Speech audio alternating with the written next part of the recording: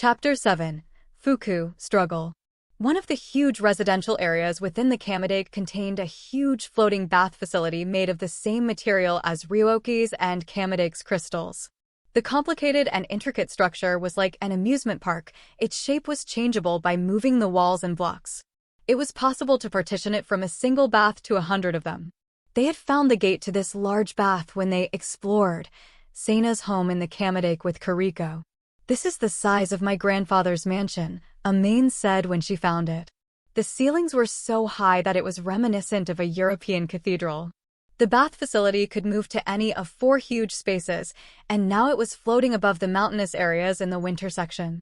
Of course, because there was a shield function, Seina was able to enjoy bathing while watching the scenery spread out in front of him without being affected by the cold. Seina was taking a bath with Fuku when they got a distress signal. When Seina got to the bridge, the crew was already in battle mode against a pirate ship. The Kamedake was currently disguised as a small container ship. "Mia," Fuku said with an uneasy voice. "Fuku, it's all right, don't be scared." Fuku perked up. "Enemy ship firing. It's a warning shot," Irma said as the attack passed by bow of Kamedake. "Maya." Fuku's body stiffened reflexively. Her facial expression was already distorted, and she had teary eyes. "It's only one ship. Calm down. Maya." "Mia." Fuku stared at Amane, who scolded her. As Amane looked away at a monitor, another attack launched from the enemy ship and passed close to the Kamedake. Fuku froze up like a stone. The link with the ship is suddenly dropping. The next moment, all the monitors on the bridge disappeared. "Switch to pattern B." Kuriko's orders were carried out quickly. The monitors and controls returned. They were now under attack by the enemy ship, and their camouflage was disappearing. "Mia. Mia." Fuku jumped into Seina's lap and began to cry while trembling. "Our ship's camouflage is gone. The enemy ship's jumping away from us." Irma raised her voice to yell over Amane's voice. "Damn it. They escaped," Amane said, angrily leaning back deeply into her chair. "It's no wonder they jumped."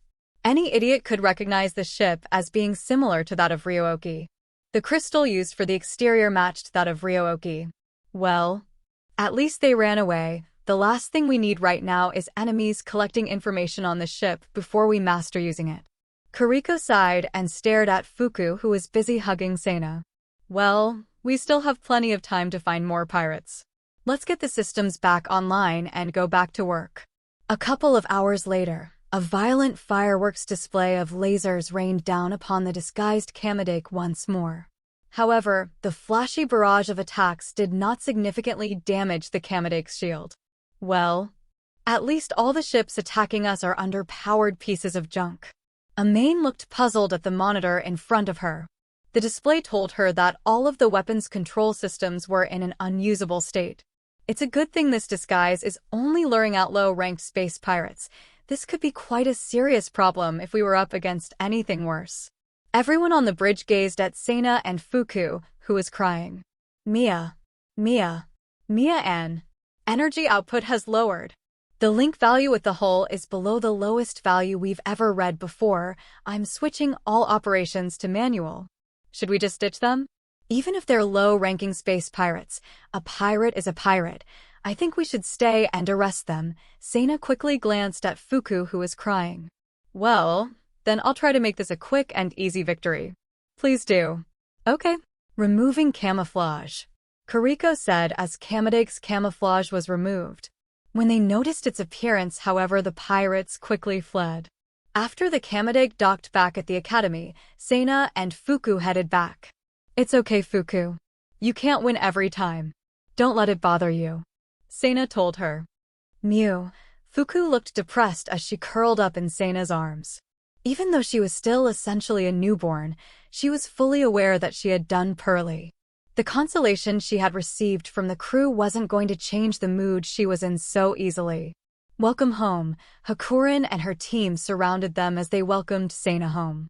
They were dressed as maids and had been reassigned to work at Amane's apartment as before.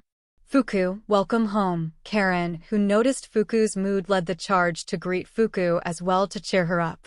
Their cheerfulness did the trick. please come this way. We have already prepared a bath for you. The girls escorted them to the bath. After the bathhouse was damaged by Sirio being launched out of it, the facilities were remodeled and it now had 2 dressing rooms separated by gender. But there was still no partition in the bathroom. Sena mostly used a small tub that was sectioned off by some decorative plants. Although, since he had acquired Fuku, it was normal for all the girls to join him as he bathed. Having them there concerned Sena, but he knew that having Fuku there would keep anything weird from happening. They kept to their section mostly, and were distracted by Fuku's presence. Even so, Sena was tense and conscious of being in the same bath as Kariko. Especially because recently, due to his enhanced bioenhancement, he found that if he closed his eyes he could visualize the reverberation of things like a bat. So anything around him he could perceive stereoscopically with his eyes closed, even though it was only vague. It was seeing a blurred nude of everyone covered in steam, and that caused various serious problems for Sena. Mia. Fuku jumped into the part of the bath Sena was in to escape the women who had gotten a bit rowdy. Sena slowly stroked her head to calm her down. Fuku-chan, come back. Let's play. Maya. Fuku responded to being called back by the women and happily ran back to their side. It's a shame that we have such a powerful ship, but can't make any use of it yet. After bathing and finishing eating, Kariko and the others were relaxing in the living room. I guess we're just going to have to wait for Fuku to mature, Amain complained. She noticed that Sena was sitting awkwardly. Hey, Sena. What's wrong? Where's Fuku-chan? He asked. Karen pointed to Jaikirin, who was busy hugging her as Fuku's tail wagged. She's gotten used to her. They're finally hugging. Jaikirin smiled happily. It was a gentle, straightforward smile that was rare for her. Jaikirin was somewhat scary and intimidatingly decadent, but she had a beautiful appearance, and in this moment Jaikirin seemed genuinely attractive to Sena. The usual feeling he got from her was a sort of mild terror, like one would feel when encountering a genuine god.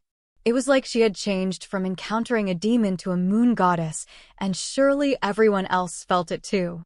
Amain sighed a little. Phew. Well, I guess that's a little progress. Amain was the first to recover from the trap of Jaikirin's attractive presence. Her words snapped Kariko and Irma back to reality. Both Pirates and Jaikirin are the same in the sense that they are instinctive fears for Fuku, but in this case, Jaikirin only wants to play with her. Kariko said, hinting that maybe she thought she could change Fuku's fear of pirates if she made her look at it from a different angle, but the other girls didn't notice. I realize her potential is high, but she seems unreliable. Don't you think the former Kamedake was better in terms of reliability? The old Kamedake? Well, I don't see why that should matter. What? Do you want to see about switching back? No, I'm saying maybe we should move towards making the ship completely manual. Kariko said, talking low so that Sena couldn't hear her. She didn't want to upset Fuku or Sena. Oh, that might work. After all, it is the best technology you can get even without Fuku. I think we should work on it. Let's start first thing tomorrow. Irma, would you borrow the equipment from Ari's studio for me? Ari-san's studio is the fastest way to get this done, but I'd have to explain the circumstances to Ari-sama. It's too expensive of a matter to keep secret. I think I can manage it. But she might be opposed to this plan. Why? Because Ari is a philosopher, there is a possibility that we won't be able to master the functions on our own. The Kamedake is very complex. That's something Ari-sama is likely to say, but it is certain that there are many unstable factors when using Fuku, and Sena's biased probability bias adds to it, so it can't be helped now, can it? Well, I guess things won't wait until she can master her abilities. There is no choice but to find a substitute. Would we be able to do it without Ari?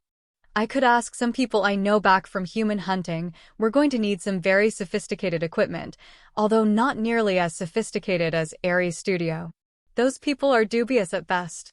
Is it really a good idea getting them involved with helping Sena? Shit. Well, I guess it could be, but luckily for us they already got his data. We're going to have to do this quickly. Let's make a list of things we need right away.